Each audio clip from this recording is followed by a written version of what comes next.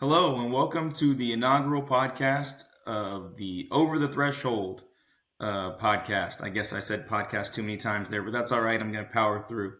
Um, this podcast is going to be about the door frame and hardware industry, sales, marketing, architecture, design, and really anything else that may pop up in conversation with guests through stream of consciousness videos like this one will be, or anything around that could be considered construction, or basically this industry or peripheries, anything that could possibly pop up.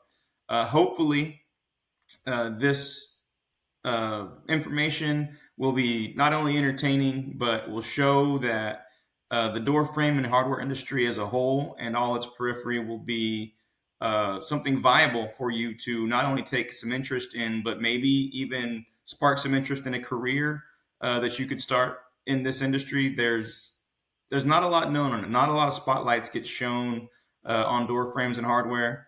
It's just very niche, very small. It's actually a rapidly aging group. Most of the people that work in it have been in it for 10, 20, 30 years. And it's coming to a head because not a lot of youth are kind of being activated into this industry. A lot of times because most people in it have fallen into it. And there's not really a direct career path. There actually is there is an entity called DHI that does educational programs that you can get. It's kind of like a degree, and you can basically get a degree in doors, frames, and hardware. That is absolutely one way to go about it, but it doesn't have to be.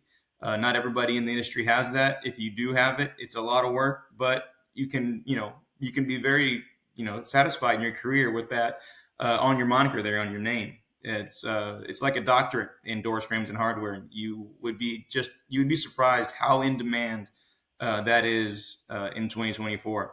But besides that, there is so much more to just reading plans and estimating and project management in the doors, frame, and hardware industry.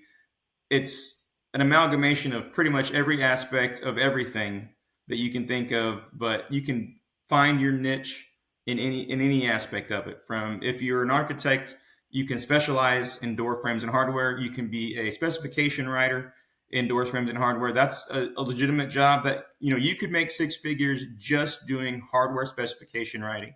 It's interesting to hear that because that job has a couple of things going for it. One, it is your speed.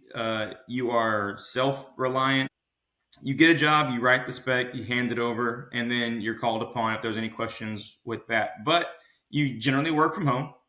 You can call on architects, you can freelance, you can work for an architect, you can work for a company like I work for, Leading Architectural, which is a sales and marketing firm, and we do specifications. And if you are able to find a way to get that skill set down, you will never be wanting for a job. Um, I've got a degree from Texas State University, Eat 'em Up Bobcats. That's the Texas Tech. Eat 'em Up Bobcats is just looking down. This is my first recording, so bear with me on this one. I am going to try and be better at it, but at first it's going to be bad. Every podcast that I've listened to about starting a podcast basically said you're going to be bad at it, but you get better over time. So hopefully that happens. I don't want to be bad for a long time. Usually I can step up pretty quickly, but we'll see. I guess if anybody actually watches this, we'll find out. I made some notes for myself for this. One of them is a little about myself, basically. So uh, here's my story or how I got into doors, frames, and hardware. Um, Again, like I said, I graduated from Texas State University, and there wasn't a whole lot of jobs in my degree field. I have a Bachelor of Science in Environmental Management. So I thought I would work for an oil company or an environmental company somewhere somehow, um, and use my degree, and then go up the ladder like you were told. That's how the ladder works. But no one told me that in 2008 there would be a financial crisis and that my degree wasn't worth as much as the toilet paper in the restroom of the gymnasium where I walked across to get that degree. Unfortunately, that's a lot of people's story, but specifically on this, you kind of something I've learned is nobody directly goes into going into this industry. It just kind of happens. Everybody falls into it. I fell into it through a few things. I started working at Home Depot right out of college. And actually, that was a good get for me. I was working at several other places, making $9 an hour with a college degree, and I applied nonstop for years to get that. I was scraping by, but Home Depot was a great job. I still, if it would have paid me what it needed to pay me at the time for what I could do for them, then I would have done it. That was a great job. I got to talk to people about projects all day, and they would come to me for insight on building a tool shed or whatever it would be, and it was great. I loved it, loved every second of it. But that kind of led me into where I am now. So after working there, a gentleman came through that was needing help, and he just thought that I was a helpful guy, so he gave me a business card, and I called him up, and I got hired with an interior aluminum manufacturer out of Houston, Texas. Worked there for about 4 years doing estimating and project management. It was a great job. I learned way too much about interior aluminum, which is absolutely a small subset of people that know about. The information that I have in my head about that is an incredibly small subset. And it's been useful to me like 9 times, but all 9 of those were pretty good. That is kind of how you fall into it. You find your niche and you kind of go with it. You run with it and see. You're going to see a lot of familiar faces in the industry, from manufacturing to distribution to general contractors, architects, designers. It's a small community. But from the aluminum manufacturer, I got a job with the distributor, door frame and hardware distributor, in Austin, Texas. Worked there for a number of years. Eventually moved to San Antonio, Texas, where I worked for that distributor again for a number of years until summer of 2022, when some of my old colleagues from the aluminum manufacturer in Houston, I somehow was happened to go through LinkedIn, which is a tool I use regularly now, but didn't then. And it just kind of miraculously that I recognized one of my cohorts on LinkedIn and noticed that he had gotten a promotion with this new company called Leading Architectural that he has worked with.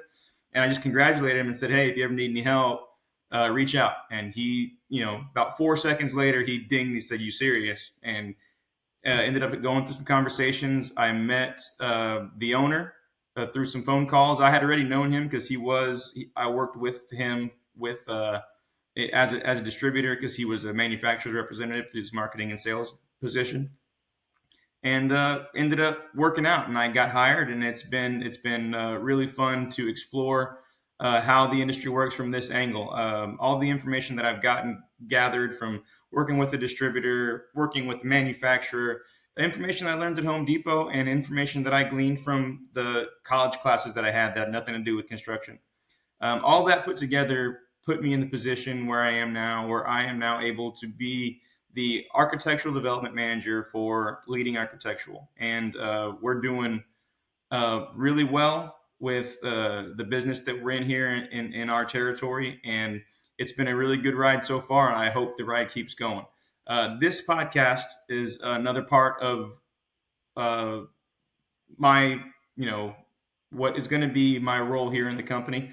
Hopefully, some of my cohorts will actually be on here and be able to produce their own videos and give their own insight. But as for me, I've been asked to kind of host this and put the word out about the industry and see if I can't drum up some curiosity. I enjoy explaining about what I do on a daily basis.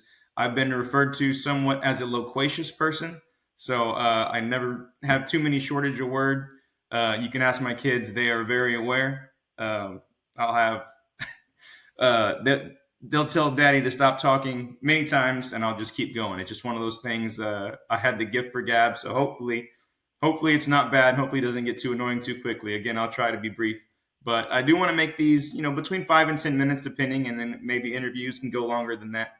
But basically, again, the reason that I wanted to put something together is to just expound on the industry, make sure people are aware of the viability of having a career in doors, frames, and hardware. Hopefully, I can entertain. Hopefully, there's some knowledge I can pass down, and hopefully, these people can and learn something from what they have, from what the content we're going to have here. Hopefully, we'll get some viewership.